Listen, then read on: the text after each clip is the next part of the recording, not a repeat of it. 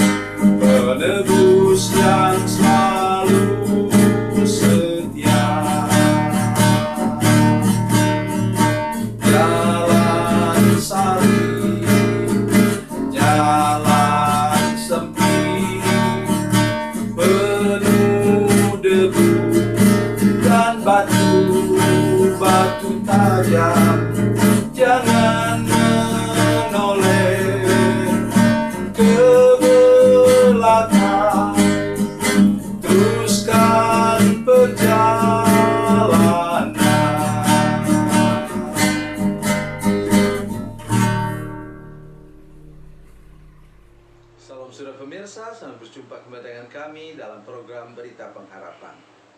Sekali ini saya ingin menyampaikan kepada saudara sekalian, kepada jemaat yang saya kasih dalam Tuhan Yesus Kristus, bahwa sebenarnya kualitas hidup kita itu bisa diukur. Bisa diukur. Dan ukurannya ialah dengan perbuatan yang kita lakukan kepada orang lain. Ingat hukum kasih itu dalam Matius 23:37-40 mengatakan, kasihlah Tuhan Allahmu dengan segenap hatimu. Tetapi tidak berhenti sampai di situ. Kasihlah sesama manusia seperti dirimu sendiri. Sebelum kita mendengarkan firman Tuhan hari ini, mari kita berdoa. Bapa, dalam nama Yesus, terima kasih banyak Tuhan untuk kebenaran firman-Mu yang Kau siapkan bagi kami. Kami sungguh-sungguh berdoa, berikan anugerah kepada kami untuk mengerti kata firman Tuhan ini, sehingga kualitas hidup kami, kualitas rohani kami nampak nyata di depan semua orang. Terima kasih Tuhan, dalam nama Yesus. Haleluya, amin. Mari kita baca firman Tuhan dari Injil Matius, Perjanjian Baru, Injil Matius pasal 5. Injil Matius pasal 5 ayat yang ke-45. Matius pasal 5 ayat 45, demikian kata firman Tuhan. Karena dengan demikianlah kamu menjadi anak-anak Bapamu yang di surga, yang menerbitkan matahari bagi orang yang jahat dan orang yang baik, dan menurunkan hujan bagi orang yang benar dan orang yang tidak benar. Amin. Luar biasa firman Tuhan ini. Sebagai contoh ketika orang Israel keluar dari Mesir menuju ke tanah Kanaan. Sejak pasal 16, di sana Tuhan menurunkan hujan roti kepada mereka. Mana dari surga. Roti para malaikat Tuhan curahkan kepada umat Tuhan. Dan itu berlangsung selama 40 tahun. Sampai mereka tiba di tanah Kanaan dan dapat membeli gandum dan roti dari penduduk setempat. Baru mana itu berhenti. Dan apa yang saya maksudkan, saudara-saudara sekalian? Ketika mereka baru berangkat itu, saudara sekalian, ada kelompok-kelompok orang yang sungguh sebenarnya kalau Tuhan seperti saya katakan mereka tidak layak mendapat berkat Tuhan. Mengapa? Hatinya busuk, hatinya jahat. Antara lain misalnya 10 pengintai. Mereka yang memprovokasi sehingga terjadi pemberontakan besar-besaran dalam kehidupan umat Tuhan. Mereka tidak mau meneruskan perjalanan. Dan mereka katakan, baik kita balik ke Mesir saja. 10 orang pengintai itu, saudara sekalian, kecuali Kaleb dan Yosua, itu adalah pemimpin-pemimpin umat Tuhan. Pemimpin suku-suku dari umat Tuhan itu. Tetapi apa mereka buat? Berpikiran negatif. Masakan ada manusia sebesar raksasa, kita seperti belalang. Belalang saya kira paling besar lah, belalang itu sebesar kelingking ini. Kelihatan besar, tapi itu kan rapuh dalamnya. Dan mereka melihat itu musuh seperti raksasa. Mereka tukang memblow up sesuatu, membesar-besarkan sesuatu. Tapi pernah sudah mendengar cerita Alkitab bahwa di kelompok itu, di perkemahan mereka, mana tidak dicurahkan. Oh, saudara-saudara sekalian, mana dicurahkan di sana.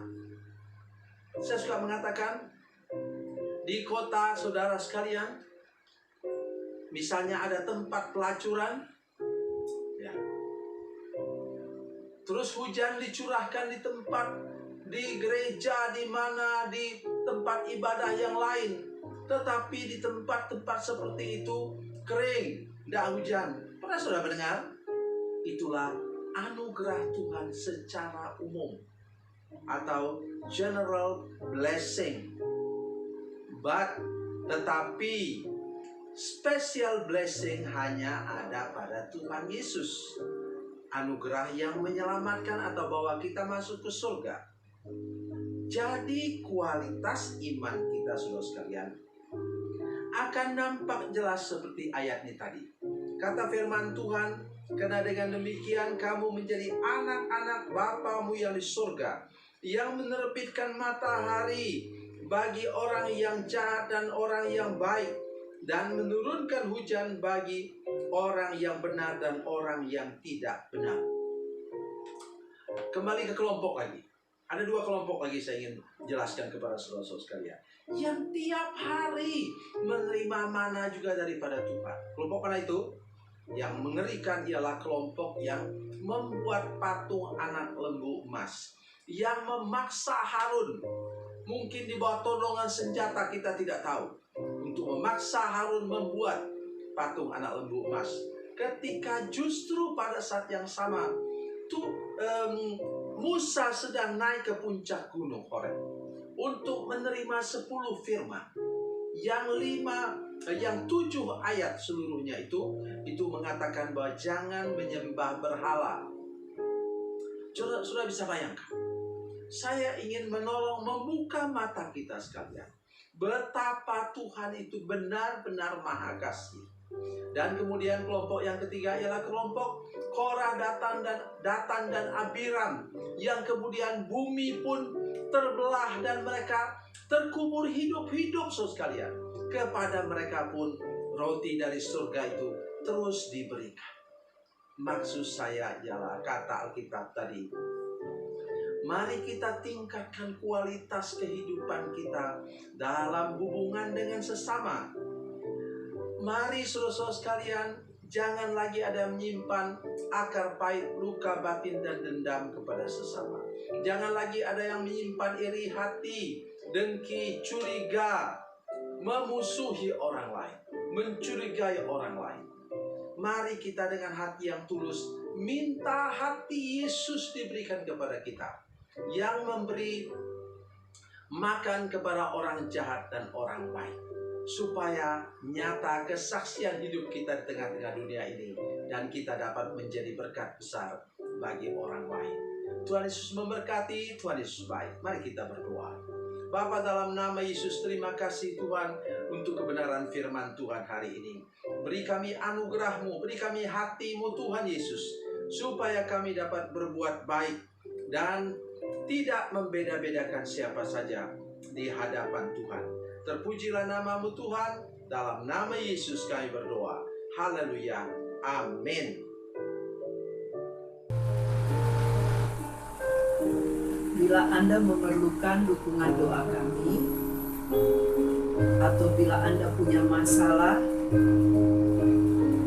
yang ingin didoakan, silakan menghubungi